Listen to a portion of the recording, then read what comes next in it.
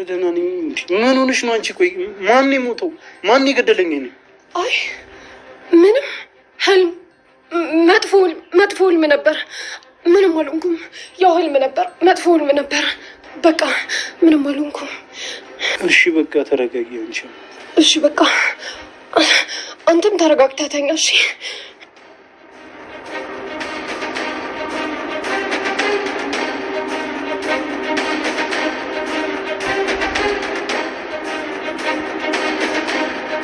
ስጩይ እኮ አስደነገጥሽ። በቃ እሺ ተረጋጊ።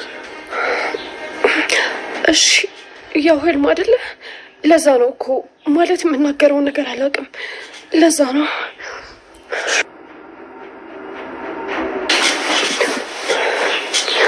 አደርግ ይሻላል።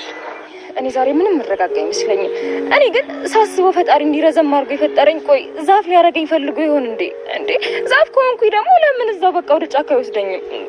እኔ አሁንስ ሁሉም ነገር ነው ምርር ያለኝ። እናንተ ሳቁ እሺ፣ እኔ ግን ተቃጥዬ ነው እንዴ። ሃኒ ተረጋጊ። ኧረ እቺ ልጅ ነኝ የምትከተላት።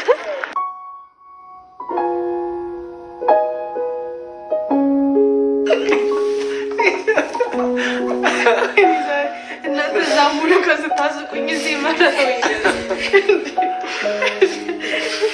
እንዴ? እናንተ በጣም ከተዝናናን ቆየን እኮ። አይ ቲንክ የሰርጋችን አካባቢ አይደል የተዝናና ነው። ያው እናንተ የዋሳው ጊዜ ራሱ በጣም ነበር ደስ የሚለው። ቆይ ግን እሱ ነገር አይደገምም እንዴ? ብቻ እናንተ ፈቃደኛ ሆኑ እንጂ የማየማ እኮ ሁሌ ይዘሻቸው ነው የምትለኝ። እንሄዳለን። እኔ ግን ከምንም በላይ ናፍቀኝ ምን እንደሆነ ታውቂያለሽ? አሳው ነዋ። አዎ እንዴ ማሚ በየቀኑ እየሰራች የምታመጣልን የአሳ ሾርባ እንዴት እንደናፈቀኝ። ሲጀመር ከሄድን ጀምሮ መች ሌላ ምግብ በልተሽ? ሁሌም እኮ የማሚን ሀሳብ ብቻ ነበር የምበለው። ለማንኛውም ግን እንደ ሀሳብ ይኸውላችሁ፣ እንደ አዲስ ፍቅረኛሞች እንደ ካፕል ምናምን እንደዚህ እየወጣን በወር አንዴ ብንዝናና ጥሩ አይመስላችሁ? መዝናናት እኮ ፍቅርን ያድሳል። ሰላም ጤና ይስጥልን። ውድና የተከበራችሁ የቻናል ቤተሰቦች ሰላም ብያለሁ። ሰላም ለሀገራችን ለኢትዮጵያ ይሁን እያልን ዛሬ ጽናት ክፍል 14 ምዕራፍ 2 ይዘን ከች ብለናል ማለት ነው። እንግዲህ ቤቲ በህልሟ እየቃዠች ትገኛለች። ቤቲ በጣም እየተሰቃየችም ትገኛለች ማለት ነው። ቤተሰብ እንግዲህ ኪያና ሀና ደግሞ ብቻዋቸውን ቁጭ ብለው እየተዝናኑና እያወሩ ይገኛሉ። ከበፊቱ የተሻለ ተፋቅረው ይገኛሉ ማለት ነው። ኪያ ለሀና ሀንዬ ይቅርታ አድርግልኝ፣ ትላንትና ከራሴ በላይ ከአቅሜ በላይ ሆኖብኝ ነው እንደዛ የሆንኩት እያለች ትገኛለች። ሀና ምን ይረዳሻለሁ፣ ምንም ችግር የለውም፣ ያለሽበት ሁኔታ ጥሩ ስላልሆነ ነው እያለቻትም እያስረዳችም ትገኛለች ማለት ነው። ሀንዬ በጣም አሁን ጥሩ ሰው እየሆነች ትገኛለች። ውስጥ የራሱ ጥሩ ስሜት አይደለም እየተሰማኛለሁ እያለችም እያስረዳቻት ትገኛለች ማለት ነው ለኪያዬ።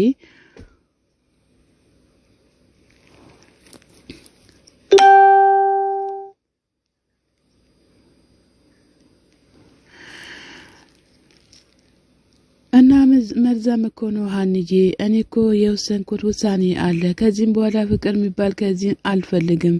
ጭራሽ ወንድ ልጅ ላለማየት እየፈለግኩኝ ነው። ፍቅር ማለት በፍጹም ደስተኛ አያደርግም እያለች ኪያ በጣም እየተናገረች ትገኛለች። ኪያ አዎ በእርግጥ ያው ሄኖክ ጎርቷት ቢሄድም ሄኖክን የሚተካለት ባታገኝም ግን ያው ራሷን ጥንቅቅ አድርጋ መያዝ አለባት ማለት ነው። ሀኒም በበኩሏ ደግሞ እየመከረቻት ትገኛለች። ህይወት በአንድ በኩል በጣም እያሰቃየኝ ይገኛል፣ እኔ ምን እንደማድረግም አላቅም እያለቻት ትገኛለች። ኪያዬም ከዚህም በኋላ አንድ አላማ ይኑርሽ፣ እሱ ካላት በቃ የሌላ ሰው ሆኗል እያለቻትም እየመከረቻት ትገኛለች። በእርግጥ ያገባት ሚስት የምታቃጥልና የምታሳርር ትሆናለች እያለችም ትገኛለች። ምክንያቱም ያው ሄኖክ የኪያ ጓደኛ ሆኖ ሳለ ቤቲ ደግሞ የመጀመሪያ የኪራ እጮኛ ሆና ትገኛለች ማለት ነው። ስለሱ ምንም ነገር አታስቢ እህቴ፣ በጣም ደስተኛ ህይወት ትኖሪያለሽ እያለቻትም እያጽናናቻት ትገኛለች ማለት ነው።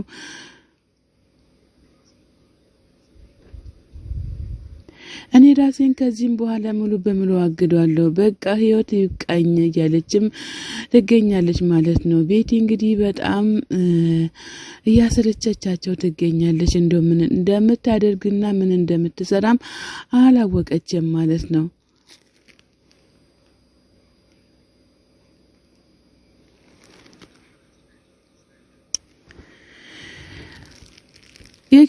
የኬራ አጎት ሄኖክን ጠርቶ ሄኖክን አሁን ዛሬ እንገናኝ ብሎ ጠርቶ ነበር። ነገር ግን ከኬራ ጋር ለማስታረቅ መሰለኝ አጋጣሚ ደግሞ ኬራ ይመጣል።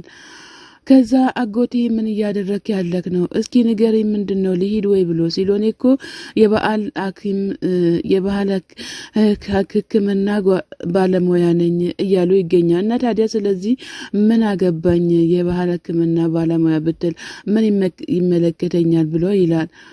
እና ታዲያ አሁን ከኬራ ጋር ልታገናኘኝ ነው እንዴ የጠራኸኝ ብሎ ይላል። ጋሽዬ እዚህ ጋር ምን እያደረጋችሁ ነው? አንተና ሄኖክ ምን እየሰራችሁ ነው ያላችሁት? እያሉ ይገኛሉ። እንዴት ነው ቆይ እዚህ ጋር እሱን ያገኘከው?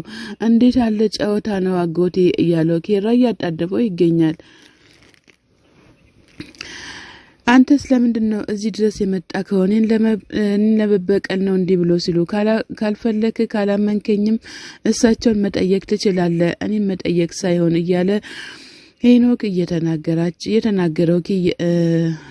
እየተናገረው ይገኛል ማለት ነው። እንግዲህ ኪያም በጣም ሄኖክ በጣም ተናዷል ማለት ነው ጋሽዬ በመጥራታቸው። ከእንደገና ደግሞ ጋሽዬ ለምን እንደጠሩትም አላወቁም ማለት ነው። ረበስማ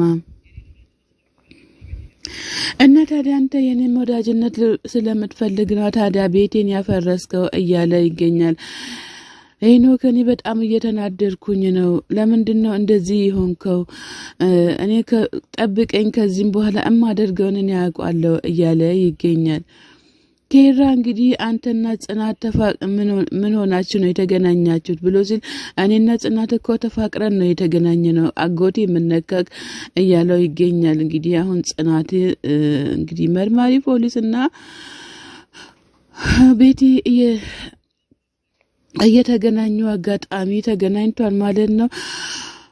ኬራ አጎቴ ምን ሆነክ ነው ዛሬ? ምን እያደረክ ነው ያለከው? እያለ አጎትየውን እያጣደፈ ይገኛል ማለት ነው። ኬራ እንግዲህ በጣም በአጎትየው ተናዷል። ምን ያደረክ እንደሆነም አላቀም፣ ብቻ ግን ፈጣሪ ያውቀው እያለም ይገኛል ማለት ነው። ነገር ግን እሳቸው ለማስታረቅ እየሞከሩ ይገኛሉ ሄኖክንና ኪያም ማለት ነው።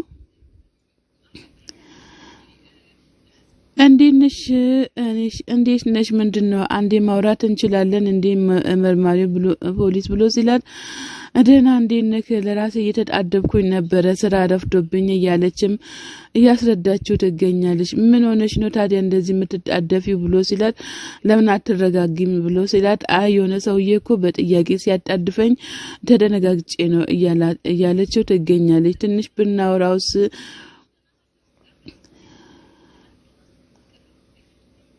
አንተ ቆይ ትንሽ ደህና ነኝ ትላለህ፣ ትንሽ ደህና አይደለሁም ትላለህ። ከእንደገና ደግሞ ብዙ ደህና ካልሆንክ እንደዚህ እየተራመድክ አንድ ነገር ብትሆንስ መንገድ ላይ ብትወርቅስ እያለች እያሳሳቀችው ልሸውደውም እየሞከረችም ትገኛለች። መርማሪ ፖሊሱ እንግዲህ ከና ኪያ ቤት በፍጹም ሊለያይ አልቻለም ማለት ነው። ማን ጉድ እንደሚያደርግና ማን ጉድ እንደማያደርግ እያየም ይገኛል።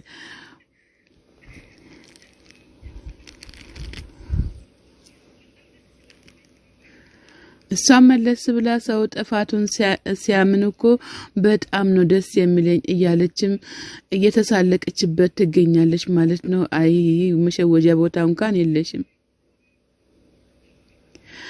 ምንም ቢሆን እኮ ጥፋት አጥፍተሃል፣ ምንም ቢሆን ይቅርታ መጠየቅ እኮ ግዴታ ነው እያለችም ምንም ኮስታራ ብትሆንም ይቅርታ ያስጠይቅሃል እያለችም ትገኛለች። ምን ነው እንደዚህ የምታየኝ ራስ አይደል እንዴ ጠየከኝ እያለችው እንግዲህ ያፋጠጠችው ነው በበኩሏ። እንግዲህ በአሁን ሰዓት እኔ ደስተኛ ነኝ፣ ማንንም እኮ እንትን ማለት አልችልም ትላለች። እሊና ደግሞ አንቺ እኮ ታድለሻል፣ ደስተኛ ህይወት ውስጥ ነው ያለሽ፣ የሚያስደስትሽ ሰውም አለሽ። እኔ ግን አንድ ቀን እንኳን የሚያስደስተኝ ሰው የለም፣ ቤተሰብም የለኝም፣ በጣም ከፍቶኛል።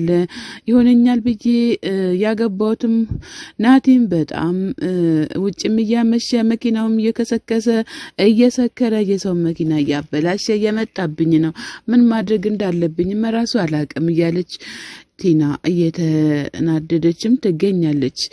ሰላም ጤና ይስጥልን ውድና የተከበራችሁ የቻናሌ ቤተሰቦች ከሀገር ውጭም ከሀገር ውስጥም ያላችሁ ለቻናሌ አዲስ ሆናችሁ ሰብላክ እያደረጋችሁ ቤተሰብ ናችሁትን በላይ ግቡ። መልካምነት ለራስ ነው።